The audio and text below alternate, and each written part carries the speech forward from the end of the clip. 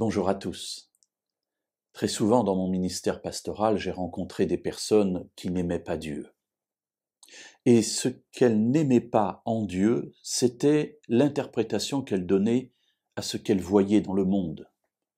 Effectivement, très souvent, nous voyons des gens abjects, méchants, prospérer, et puis le juste, celui qui essaie d'être fidèle, qui essaie d'être honnête, qui essaie de travailler correctement de ses mains, eh bien celui-là n'est pas reconnu à sa juste valeur.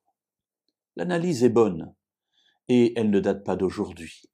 Dans le psaume 73, un psaume d'Asaph, un des chantres d'Israël, voilà ce qu'il dit.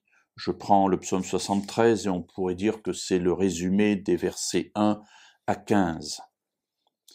Je jalousais les insensés, dit-il. Je suis au verset 3. En voyant la prospérité des méchants, rien ne les tourmente jusqu'à leur mort, et leur corps est replet. Ils n'ont aucune part à la peine des hommes. Ils ne sont pas frappés avec les humains. Voilà. Voilà l'état des méchants, l'état de ceux qui sont opposés à Dieu. Et cela continue comme cela. Ils raillent et parlent méchamment d'opprimés. Ils parlent haut. Ils sont orgueilleux. Voilà. Et au verset 11, et l'on dit, comment Dieu le connaîtrait-il? Y a-t-il même de la connaissance chez le Très-Haut? Alors voilà comment généralement on peut considérer Dieu. Quand je regarde autour de moi, je vois le méchant qui prospère, et le malheureux, eh bien, c'est celui qui essaie d'être honnête et juste. Mes amis, l'analyse est parfois juste, elle est parfois bonne.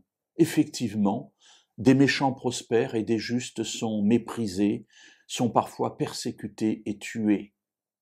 Et il suffit de regarder les actualités pour se rendre compte combien des gens méchants, des gens abjects, des gens autoritaires, de vrais dictateurs prospèrent sur le dos même de ceux qu'ils sont censés accompagner et protéger. Alors la question d'Asaph demeure. La question posée par le juste qui souffre, y a-t-il même de la connaissance chez le Très-Haut? Voilà, je jalousais les insensés. Comment agir dans cette situation? Que répondre à ceux qui s'interrogent ainsi? Nous continuerons cette réflexion demain, si vous le voulez bien.